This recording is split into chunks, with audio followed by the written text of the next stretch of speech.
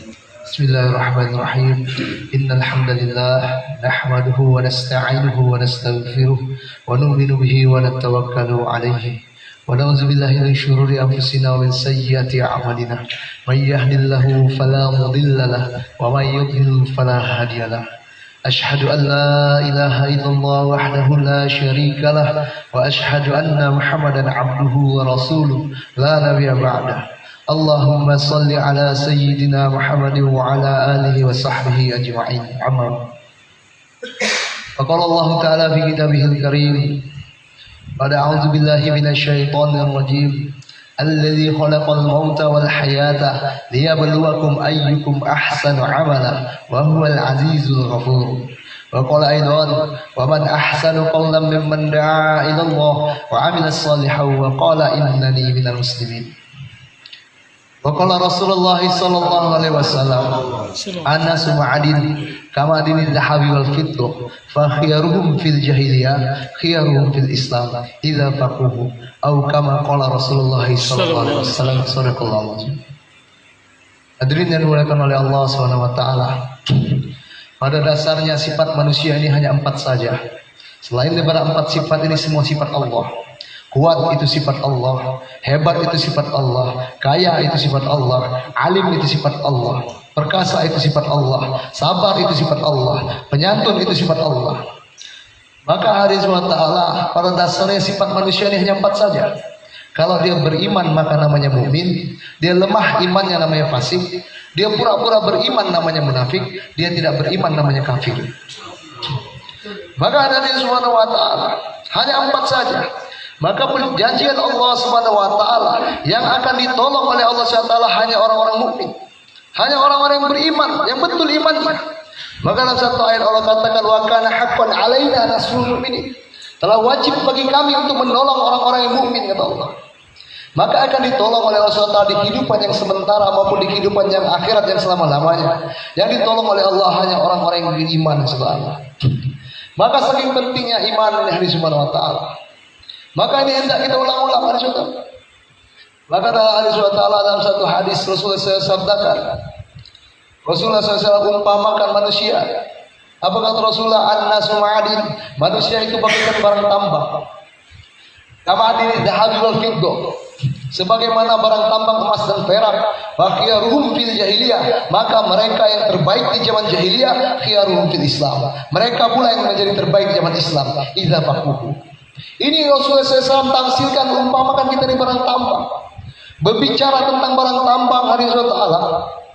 Siapa yang menyangka tanah Arab itu tuh gersang, tandus, panas, kering, padang pasir. Tapi ketika digali potensi di dalamnya, ternyata ditemukan banyak minyak bumi yang berharga. Siapa yang menyangka tanah Riau, tanah Papua sana, semaklukan, hutan belantara, mungkin orang memandangnya serem, takut. Tapi ketika digali potensi-potensi di dalamnya, ternyata ditemukan banyak titik-titik emas yang berharga. Hari ini siapa yang menyangka orang yang tadinya preman, badannya penuh tatoan, sering mau mabukan, ketika digali potensi-potensi di dalamnya, ternyata banyak kebaikan-kebaikan yang berguna untuk ini agama. Allahu Akbar. Maka hadirin Subhanahu wa taala, potensi yang dalam diri manusia inilah iman, saudara. Berbicara tentang iman, hakikat iman sejati, saudara. Tidak bisa hanya kita dengan belajar-belajar, saudara. Mungkin masalah ilmu, praktek sholat kita bisa belajar, hafal-hafalan Quran bisa dengan belajar, tentang bagaimana bacaan doa-doa kita bisa belajar. Tapi namanya iman tidak bisa hanya belajar dan mengajar, saudara. Karena Allah SWT ceritakan dalam Al-Quran, saudara, surat Toha. Allah ceritakan tentang seorang nabi besar, kalamullah, Nabi Bani Israel, Nabi Musa alaihissalam. Ini belajar imannya langsung kepada Allah. Yang belajar nabi, yang mengajarnya Allah. Pelajarannya iman. Maka ketika Nabi Musa alaihissalam tinggal berjalan satu perjalanan bersama keluarganya, maka Nabi Musa meninggalkan keluarganya karena melihat di balik gunung itu ada satu cahaya. Maka Nabi Musa berkata pada keluarganya, kau tunggu di sini. Siapa tahu di tempat cahaya itu aku dapat pertolongan atau dapat petunjuk. Dan kalau Musa mendatangi tempat cahaya tersebut dari Allah, ternyata ada seruan. Ya Musa, ini ana rabbuka. Wahai Musa, sesungguhnya aku adalah Tuhan. Fahlana laika, maka lepaskan terompahmu.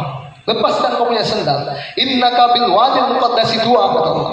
Sesungguhnya kau ini sedang berada di lembah suci tua, yang mana salah satu tempat pembelajarannya itu madrasah yang luar biasa suci daripada najis. Innaka bil wadil muqaddas tua. Maka kata Allah diteruskan oleh Allah, wa ana akhtartuka, sesungguhnya aku telah memilihmu, fastami lima yuha, maka dengar apa yang akan kuwahyukan padamu. Ulama kita katakan, Allah katakan, dengar apa yang akan aku ajarkan padamu. Maka Allah SWT ajari Nabi Musa ini kalimat iman. Apa kata Allah? Innani Allah, la ilaha illa ana, sesungguhnya aku ini Allah, tiada yang berhak disembah kecuali aku, kata Allah. Diajari kalimat iman, yang mengajar Allah, yang belajar Nabi, pelajaran tauhid, pelajaran paling tinggi dalam Islam. Maka ada saudara yang di kalimat iman diajarkan, maka Allah uji saudara, Allah tes apakah iman yang sudah masuk dalam hati Nabi Musa. Maka Allah uji, maka Allah tanya, wa matil kabi yaminika ya Musa, wahai Musa, apa yang ada di tangan kanan kau itu Musa? Maka Nabi Musa menjawab, hiya aswaya, ini tongkat saya, at-tawakkau alaiha, membantu aku dalam melangkah, wa usybiha ala ghanami, aku pukul daun untuk kambing-kambing aku, wa liya fiha ma'arif ukhra, dan banyak manfaat-manfaat yang lain ya Allah. Padahal tadi baru diajarkan ya Allah, innani Allah, la ilaha illa ana. Maksudnya apa? La nafiya illa ana. Tidak ada yang bisa beri manfaat kecuali aku Musa. Mengapa kau katakan tongkatmu banyak manfaat? Wa liya fiha ma'arif ukhra, banyak manfaat dan keuntungan-keuntungan lain ya Allah. Maka gagal dari SWT iman yang ditanyakan oleh Allah SWT kepada Nabi Musa dalam ujian iman. Gagal padahal yang belajarnya, yang mengajar adalah Allah, yang belajar Nabi. Maka hari SWT Allah uji lagi, Allah tes daripada ujian yang kedua. Alqiha ya Musa, lemparkan tongkat tadi Musa. Yang kata kamu banyak manfaat, tongkat tadi kau lemparkan. Maka ketika dilemparkan oleh Nabi Musa itu tongkat, diubah oleh Allah menjadi ular yang besar, yang bergerak dan cepat. Hayatan tasah. Ular yang bergerak dan cepat, saudara. Maka hari Subhanahu wa taala Musa pun lari ketakutan dari ular tersebut. Maka kata Allah, wahai Musa, kenapa engkau lari? Bukankah tadi baru diajarkan la ilaha illa ana? Maksudnya apa? La dhara illa ana. Tidak ada beri mudarat kecuali aku, kata Allah. Buktikan iman yang kau pelajari tadi. Buktikan iman yang kau dengarkan, kau pelajari tadi. Maka hari Subhanahu wa taala Nabi Musa pun takut kepada ular, tapi lebih takut lagi kepada Allah. Maka Nabi Musa pegang itu ular dan diubah oleh Allah SWT menjadi tongkat kembali. Bingung Nabi Musa. Tidak masuk iman yang dipelajarinya walaupun Allah yang mengajarkannya. Maka hari ini Subhanahu wa taala Allah beritahu kepada Nabi Musa alaihissalam bagaimana supaya tauhidnya betul, iman yang sempurna, lepas daripada kesyirikan. Apa kata Allah? Ilhabu illa fir'auna innahu tagha. Kau datang itu Fir'aun, sungguh itu melampaui batas. Kau taskil itu Fir'aun. Kau dakwah itu Fir'aun. Maka hari SWT Nabi Musa ini tahu betul siapa itu Fir'aun. 70.000 bayi dicincangnya hidup-hidup dari SAW. Dan dia sedang mengejar daripada Nabi Musa AS. Maka dengan ketakutan kekhawatiran Nabi Musa berdoa, Rabbi shrah li sadri, ya Allah ya Tuhan, lapangkanlah dadaku untukku, wa yassir li amri, mudahkanlah urusanku untukku, wahlul 'uqdatam min lisani, cabut kekeluhan dari lidahku, yafqahu qauli, agar mereka mengerti perkataan. Maka berangkat Nabi Musa AS membentangkan iman yang dipelajarinya tadi dalam medan dakwah. Maka ketika Nabi Musa telah membentangkan iman dalam medan dakwah hari SWT, mencari Fir'aun sampai di Mesir, ternyata Fir'aun yang ketakutan. Sama seperti kita hari ini. Apabila kita mau dakwah, kita takut orang itu badannya besar, kumisnya panjang. Padahal tatkala kita bentangkan iman dalam medan dakwah, mereka yang ketakutan. Allahu Akbar. Ini sudah jadi kaidah, sudah Tuhan ciptakan oleh Allah, sudah jadikan contoh oleh Allah SWT. Ketika itu Fir'aun ketakutan dan mengerahkan daripada anak buahnya saja. Penyihir-penyihir daripada Mesir dikumpulkan oleh Fir'aun untuk mencekal daripada dakwah Nabi Musa. Kurang lebih dari setelah ulama kita katakan 8.000 penyihir berkumpul di hadapan Nabi Musa, membawa tongkat-tongkat dan buhul-buhul, dan melemparkan dan menyihir daripada buhul dan tongkat tadi menjadi ular semua. Atau ulama kurang lebih 1.600 ular berhadapan dengan Nabi Musa AS. Tapi herannya hari SWT, anehnya Nabi Musa tidak lari. Kemarin 1 ekor ular mengejar Musa, Musa lari ketakutan. Kenapa? Karena kemarin Musa baru belajar, hari ini Musa sudah menjadi seorang dai. Mulai ketakutan, keraguan sudah dicabut oleh Allah SWT. Namun masih grogi, maklum, masih baru pertama kali berdakwah. Sama seperti ini kalau pertama kali bergegar hati kita. Maka kata Allah, ya Musa la takhaf, wahai Musa jangan kau takut, innaka a'la, kau yang akan menang atas mereka selagi kau terus besarkan namaku, kata Allah. Maka Nabi Musa terus berdakwah SWT, maka diperintahkan oleh Allah SWT Nabi Musa untuk melemparkan tongkat tadi ke arah ular-ular yang banyak tadi. Maka tongkat Nabi Musa diubah oleh Allah menjadi ular yang besar dan memakan semua ular punya milik penyihir, maka tunduk penyihir, maka dapat taskilan Nabi Musa AS. Fir'aun pun dapat hidayah. Tapi Nabi Musa sudah menentangkan iman dan berdakwah, maka Allah beri hadiah berupa taskilan, yaitu penyihir-penyihir tadi taat kepada Allah dan ikut pada Nabi Musa. Dan Nabi Musa terus berdakwah. Bukan dia sudah dapat taskilan, dia sudah lagi berdakwah. Bukan dia sudah jadi suro, jadi paisalat, jadi jumidah, tidak lagi dakwah. Dia terus membesarkan Allah. Dia terus menafikan kehebatan makhluk dan menisbatkan segala sesuatu hanya kepada Allah. Mengenalkan umat manusia ini kepada Allah, mengajak umat manusia agar cinta dan takut hanya kepada Allah. Maka hadirin subhanahu wa ta'ala, yang namanya da'i karena akan diuji oleh Allah subhanahu wa ta'ala, bukan untuk menghinakannya, tapi untuk memuliakan mereka hadirin subhanahu wa ta'ala, untuk meninggikan derajat seorang da'i di sisi Allah subhanahu wa ta'ala. Maka da'i tidak henti-hentinya diuji oleh Allah subhanahu wa ta'ala.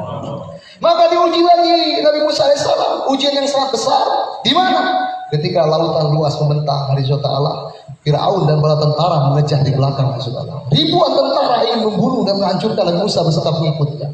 Maka saat itu wali ta'ala melihat kejadian seperti itu, maka kaum Nabi Musa ini ketakutan dan ta'ala. Ya Musa, innalah mudrakun. Wahai Musa, sesungguhnya kita akan terkejar, matilah kita ini, binasa kita ini. Padahal hadirin subhanahu wa ta'ala, kaum Nabi Musa ini diajari langsung oleh Nabi Musa. Dibimbing oleh Nabi Musa, diajari sholat, zikir dan ta'ala. Dibimbing rohani mereka. Maka mereka itu zikir sampai bercahaya gua dan ta'ala. Bani Israel ini. Maka Rasulullah dibimbing oleh seorang mursyid. Mursyidnya bukan kiai atau wali, tapi nabi. Tidak ada derajat kiai atau wali yang bisa menyalahkan nabi Rasulullah. Mursyidnya seorang nabi, diajari suluk dan ibadah. Semakin hari Rasulullah, tapi apa yang terjadi? Mereka takut dari Rasulullah dan Fir'aun. Mereka terkesan mati kita, binasa kita. Kenapa? Karena umat Nabi Musa, kaum Nabi Musa tidak berdakwah. Maka mereka ada ketakutan dari Rasulullah, terkesan dan keadaan. Maka sehebat apapun kita menyautkan iman kita dalam sisi ibadah, maka tetap akan terkesan dan kehidupan saudara. Takut dan corona sehingga takut ke masjid saudara. Takut dan corona sehingga takut silaturahmi. Takut corona sehingga takut kita melemparkan senyum kita tutup pakai masker saudara. Kenapa? Karena takut, karena tidak diletakkan iman dalam bidang dakwah. Nabi Musa AS yang senantiasa berdakwah. Apa jawaban seorang dai? Apa jawaban seorang yang biasa menafikan kekuatan makhluk, menisbatkan diri kepada Allah? Maka kata Nabi Musa, "Kallah, tidak akan mungkin kita binasa. Sekali-kali tidak, kita akan mati. Innama iya Rabbi sayadin. Sesungguhnya Tuhanku bersamaku." Nabi Musa tidak katakan lagi inna ma iya asoya. Sesungguhnya bersama pada tongkatku. Tidak. Padahal tongkat yang tadi sudah banyak kekuatan, banyak manfaat, sudah bisa daripada membadi ular, maka harus saudara bisa dinafikan oleh Nabi Musa. Kenapa? Karena Nabi Musa hari-hari membesarkan Allah, mendakwakan kehebatan Allah. Maka dia katakan inna ma iya Rabbi sayadin. Dia akan memberi petunjuk kepada Allah. Maka datang perintah Allah Subhanahu wa taala, "Ya Musa, anidrib bihasokal bahar." Wahai Musa, pukulkan tongkatmu itu ke arah lautan itu. Maka diperintah oleh Allah Subhanahu wa taala untuk memukul Nabi Musa tanpa pikir-pikir dan Allah. Ini kalau Nabi Musa pakai logika, Nabi Musa main pikir-pikir, ini tidak masuk akal. Ini air tidak ada salahnya, kenapa mau dipukul? Alangkah lebih bagus tongkat dilemparkan biar jadi ular lagi untuk makan Fir'aun. Tapi dia meyakini ini perintah Allah, di balik perintah Allah ada janji Allah, di balik perintah Allah ada pertolongan Allah. Maka dia hentakkan, pukulkan tongkatnya di lautan, maka Allah membelahkan jalan dari Allah. 12 jalan dibuat oleh Allah, yang mana belahan laut tadi seperti belahan-belahan gunung yang sangat besar. Maka Allah diperintahkan oleh Allah, Nabi Musa bersama kaumnya untuk meninggalkan Fir'aun, menyeberangi daripada laut tersebut. Setelah sampai di seberang Allah, Fir'aun pun mengejar bersama bala tentaranya. Dan Allah tutup kembali laut tersebut dan matilah Fir'aun dan para tentara laknatullah alaihi.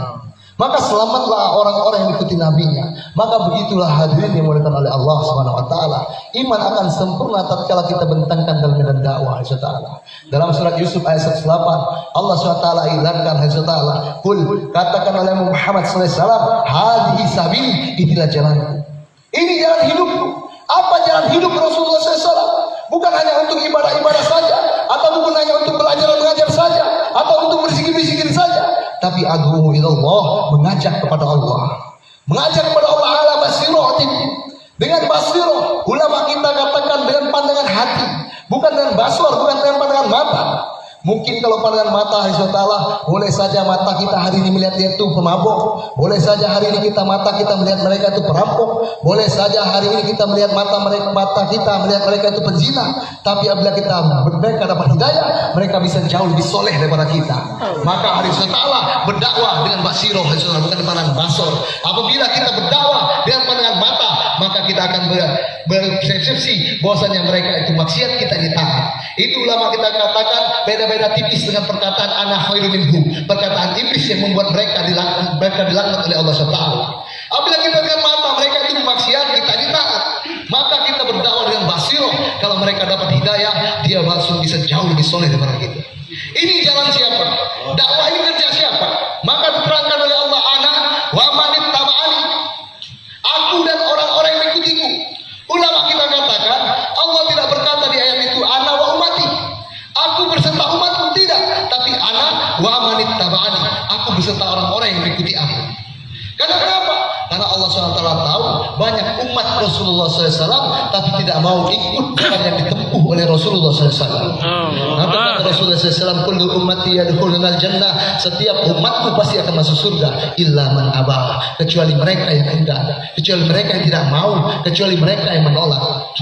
Maka sahabat itu bertanya, "Maya apa ya Rasulullah? Siapa orang-orang yang enggan ya Rasulullah masuk surga?"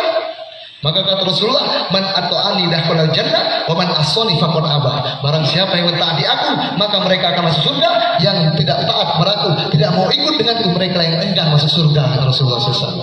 Maka hadirin oleh Allah, jalannya Rasulullah ini jalan dakwah. Baru wa subhanallahi wa ma ana minal musyrikin. Maha suci Allah dan aku ini bukan orang yang syirik. Baru bisa kita mendeklarasikan kita ini iman kita betul, bebas dari kesyirikan. Wa ma ana minal musyrikin. Aku bukan orang syirik. Tatkala kau sudah menempuh jalan yang telah ditempuh oleh Rasulullah SAW, dalam menempuh jalan dakwah hari Subhanahu wa Ta'ala, tidak ada nabi yang tidak berdakwah dan tidak ada nabi yang tidak sukses dari Allah dalam berdakwah. Meskipun dalam dakwah mereka dia tidak dapat taskiran satupun itu. Karena dakwah ini perintah Allah Subhanahu wa Ta'ala. Hadirin dimuliakan oleh Allah Subhanahu wa Ta'ala. Kita pun diciptakan oleh Allah SWT, diberi umur oleh Allah di dunia, dan nanti akan dimatikan oleh Allah SWT. Kenapa Allah SWT? Allah terangkan alasannya. Allazi khalaqal mauta wal hayata. Dialah Allah yang menciptakan kematian dan kehidupan. Untuk apa? Liyabluwakum ayyukum ahsanu amala, kata Allah. Hanya untuk menguji amal-amal siapa yang ahsan di antara kalian. Ahsanu amala. Ulama kita katakan Allah tidak berkata di ayat itu akhirul amala. Amal siapa yang banyak? Bukan. Tapi amal siapa yang baik dari Allah. Amal siapa yang ahsan. Maka hadirin bukan Allah SWT, ketika datang pertanyaan apa amalan yang ahsan, apa amalan yang paling ahsan, maka Allah jawab, "Waman ahsanu qawlan mimman da'a ilallah." Siapakah yang lebih ahsan perkataannya, siapa yang lebih ahsan agamanya, mimman da'a ilallah, daripada orang yang mengajak kepada Allah SWT. Ini adu ilallah, bukan ngajak pada jemaah tabligh, bukan ngajak pada salafi, bukan ngajak pada orang-orang jenggot, tapi adu ilallah, mengajak kepada Allah SWT. Maka hadirin yang dimuliakan oleh Allah Subhanahu wa Ta'ala, tatkala kita mendakwakan kebesaran Allah, maka kesyirikan kita akan hilang hari Subhanahu wa Ta'ala. Dan hakikat dakwah, maka butuh latihan hari Subhanahu wa Ta'ala. Kita butuh latihan hari Subhanahu wa Ta'ala untuk mendakwakan ini agama. Maka sebaik-baik dakwah itu adalah khurut Islam. Kenapa? Alasan daripada 4 ulul azmi yang milik Rasulullah SAW ini digolongkan ulul azmi karena mereka susah payah lebih dalam dakwah. Mereka panjang masa mereka dalam dakwah dan luas area mereka dalam dakwah. Karena hakikat dakwah itu berpisah dengan orang yang kita cintai. Nabi Musa alaihissalam dari bayi sudah dihurutkan oleh Allah SWT, dibuang ke sungai. Nabi Ibrahim alaihissalam sudah dibuang ke hutan oleh Allah, dipisahkan dengan cintai. Maka hadirin bukan Allah SWT, ada satu ayat yang mengancam ketika kecintaan kita kepada selain Allah, kepada hadis Allah, kepada anak istri ataupun itu, Allah satu turunkan kepada kita satu ancaman dan satu Allah. Dan surat Taubah kata Allah, "Qul in kana aba'ukum," katakan jika memang bapakmu, wa abna'ukum, anak-anakmu, wa ikhwanukum, saudaramu, wa azwajukum, istri-istrimu, wa ashiratukum, kaum keluargamu, kerabatmu, wa amwalun iqtaraftumuha, harta yang kau usahakan, wa tijaratun tahsyara kasadaha, perniagaan, pekerjaan yang kau khawatirkan kerugiannya, wa masakin tadrunaha, dan tempat tinggal yang kau cintai, ahabba ilaikum minallahi wa rasuli, lebih kau cintai daripada Allah dan Rasulnya, wa jihadin fisabilihi, serta berjihad jihad di jalannya, fatarabbasu hatta ya'ti Allah bi amri, kata Allah. Maka tunggu sampai Allah berikan keputusan untukmu, kata Allah. Maka kata Allah, wallahu la yahdil qaumal fasikin, dan Allah tidak akan beri petunjuk orang-orang yang fasik, saudara. Maka hidayah akan datang oleh saudara ketika kita ada mujahadah dalam hidup kita. Siapapun dia, saudara, kita bisa lihat dari saudara keberkahan daripada usaha dakwah ini, saudara. Orang bangsat bisa jadi taat, orang preman bisa bicara iman, orang ahli maksiat, dari saudara, binatang bejat, sampah-sampah masyarakat bisa duduk memikirkan umat, ahli saudara. Saking luar biasa. Kenapa, ahli saudara? Ini janji Allah Subhanahu wa taala, walladzina jahadu fina lanahdiyannahum subulana, kata Allah. Barang siapa yang bermujahadah di jalan kami, kata Allah, maka kami tunjukkan kepada mereka jalan-jalan kami. Artinya apa? Allah bimbing kita ke arah-arah yang Allah ridhoi. Maka tatkala saya baru bergabung dan jemaah ini, banyak yang menghujat, oh kamu sudah ikut ajaran sesat, ikut orang-orang zolim, oh ikut alul bid'ah, oh ikut orang-orang yang tak beres. Memang saya katakan, saya sudah dari dulu zolim, saya sudah dari dulu gila, saya sudah dari dulu tidak jelas, saya sudah dari dulu sesat. Tapi saya belajar yakin dan janji Allah, walladzina jahadu fina lanahdiyannahum subulana. Kalau saya sungguh-sungguh di jalan ini, maka saya akan dibimbing oleh Allah di arah yang Allah ridhoi. Ini janji Allah Subhanahu wa taala. Jangan takut, hadirin semua taala. Setiap perintah Allah tidak akan menyusahkan kita hambanya. Perintah Allah SWT, di balik perintah Allah pasti ada datang pertolongan Allah. Di balik perintah Allah ada janji-janji Allah. Di balik perintah Allah ada kejayaan di kehidupan yang sementara maupun di kehidupan yang selama-lamanya. Karena Allah SWT selalu berjanji kepada kita semua. Allah berjanji dalam Al-Quran. Apa kata Allah? Ya ayyuhallazina amanu, hai orang-orang yang beriman, in tansurullaha yansurkum. Jika kau tolong agamaku, kata Allah, maka aku tolong kamu. Maka akan kita ditolong oleh Allah Subhanahu wa taala dengan kita menolong agama Allah. Maka saudara, ini janji Allah dalam Al-Quran. Al-Quran itu dari pertama kita buka ada surah Al-Baqarah, alif lam mim. Dari kalau kitab alif lam mim, kitab Al-Quran ini, kata Allah, la raiba fihi, tidak ada keraguan-raguan di dalamnya. Maka hari saudara, tatkala kita meragukan daripada Al-Quran, berarti kita meragukan daripada kebesaran Allah, kita meragukan daripada janji Allah. Maka dalam ayat 10 Al-Baqarah Allah katakan, fi qulubihim maradun fazadahumullahu maradun. Dalam hati mereka itu adalah penyakit, maka Allah tambah penyakit tersebut, tambah ragu di kebesaran Allah Subhanahu wa taala. Maka usaha dakwah ini hari saudara untuk menghilangkan keraguan dan mengambil daripada keyakinan agar kita iman kita betul, agar kita ini selamat di dunia sementara maupun di akhirat selama-lamanya, hari saudara. Maka insya Allah kita sama-sama berjuang, hari saudara. Kita berjuang, kita mati, kita tak berjuang pun akan mati, saudara. Lebih kita berjuang sampai mati, karena mental pejuang tidak akan pernah sama dengan mental pecundang, hari saudara. Maka kita semua, hari saudara, niatkan, hari saudara. Bahkan Imam Syafi'i rahmatullah alaihi pernah berwasiat kepada kita, hari saudara. Apa kata Imam Syafi'i rahmatullah alaihi? Keluarlah, karena orang yang berilmu dan beradab tidak akan mungkin berdiam diri di kampung halamannya. Tinggalkan negerimu, hiduplah asing kau di negeri orang. Kau akan mendapatkan pengganti dari orang-orang yang kau tinggalkan, kerabat dan kawan. Berletih-letihlah, karena manisnya hidup akan merasa setelah letih dalam berjuang. Aku melihat air menjadi rusak karena diam tertahan tidak bergerak. Jika mengalir dia akan jernih, jika tidak dia akan keruh menggenang. Singa jika tidak tinggalkan sarang tidak akan pernah dapatkan mangsa. Anak panah jika tidak tinggalkan busurnya tidak akan bisa mengenai sasaran. Matahari apabila tidak bergerak, tentu manusia akan bosan padanya dan enggan memandang. Biji emas terlihat sama dengan tanah-tanah biasa apabila tidak keluar dari tempatnya. Kayu gaharu tak ada beda-bedanya dan kayu-kayu biasa ketika masih di dalam hutan. Tapi apabila gaharu keluar meninggalkan hutan, maka dia akan berubah menjadi minyak wangi yang mahal harganya, saudara. Maka kemuliaan kita umat Rasulullah SAW bukan hanya dalam ibadah, kita dalam dakwah, hari Subhanahu wa taala. Satu waktu sahabat, hari saudara, pernah pulang safar, hari saudara, maka melihat satu tempat airnya bagus, tumbuhannya subur, maka minta izin dari Rasulullah. Ya Rasulullah, izinkan saya tinggal di sini saja. Saya beribadah kepada Allah, tidak bermaksiat kepada Allah sampai saya mati. Biarkan saya di sini saja. Maka apa kata jawab Rasulullah SAW? Wahai sahabatku, sesaat saja orang yang keluar di jalan Allah, maka setelah mengalahkan seluruh amal ibadah, seluruh hidupmu di tempat ini.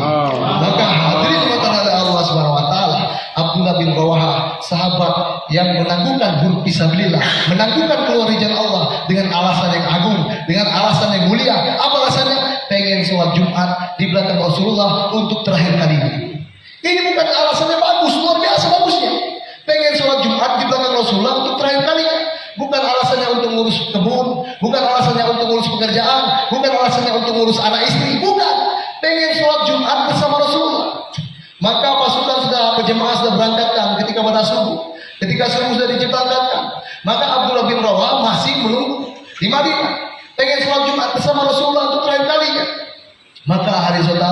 Selesai sholat pun Rasulullah melihat Abdullah bin Rawahah dan terkejut. Wahai Abdullah, kenapa kau belum berangkat? Sementara jemaah-jemaahmu sudah berangkat tadi pagi. Kenapa kau berangkat? Ya Rasulullah, aku ingin sholat di belakang engkau untuk yang terakhir kalinya. Maka ditanya oleh Rasulullah, wahai Abdullah, berapa lama kau tertinggal dengan jemaahmu? Sekitar setengah hari ya Rasulullah. Maka jawab Rasulullah, wahai Abdullah bin Rawahah, ketahuilah kau akan terlambat masuk surga 500 tahun pada kawan-kawan. Hari ini kita terlambat 4 bulan masih bisa santai-santai saja, masih bisa ketawa-ketawa saja, masih bisa tenang-tenang saja. Setengah hari saja terlambat, kita terlambat masuk surga 500 tahun, apalagi terlambat 4 bulan. Kawan-kawan kita sudah banyak syahid di jalan Allah, telah sampai ke negara-negara jauh, telah kubur-kubur mereka sudah terbang ke dunia. Kita masih santai saja hari Subhanahu wa taala. Maka untuk itu kami menyeru, saya niat untuk bagaimana mendakwakan ini agama Allah Subhanahu wa taala sekurang-kurangnya, seminimal-minimalnya 4 bulan setiap tahun dari Allah. Maka insyaallah yang bagi semua di sini yang belum 3 hari boleh Pak ikut 3 hari sehingga dibimbing oleh Allah Subhanahu wa taala. Saya saja orang gila masih dibimbing oleh Allah, apalagi bapak-bapak yang sudah terbiasa sujud kepada Allah Subhanahu wa taala. Maka hakikat dakwah ini adalah bahasa perjuangan, bahasa pengorbanan, bukan bahasa sekedar Al-Quran hadis dari Allah. Kalau masalah Al-Quran hadis, kenapa Ustaz Abdul Somad, Ustaz Adi Hidayah tidak boleh bayar hidayah orang jemaah yang mau berangkat 4 bulan? Tidak boleh, karena bahasa dakwah ini bahasa pengorbanan, bukan sekedar Quran hadis, bukan sekedar paham hadis Allah, tapi paham apa kehendak Allah dan Rasulnya, sehingga kita benar-benar dibimbing oleh Allah SWT dan mendapatkan keridhaan Allah Subhanahu wa taala. Maka tingkatkan lagi pengorbanan dari Allah SWT. Saya menyeru yang sudah 40 hari berangkat 4 bulan, yang sudah 4 bulan jangan pernah turun lagi, karena masih sudah tinggikan takazah kita menjadi 6 bulan, masa kita turunkan menjadi 40 hari. Kita bilang dakwah ikutan masih, tapi secara dan langsung kita yang tidak ikut arahan masih. Maka semua Allah SWT kami menyeru untuk berjuangkan ini agama, menginfakkan harta dan diri kita untuk keluar di jalan Allah minimal yang 4 bulan setiap tahun sebelum bersedia insyaallah.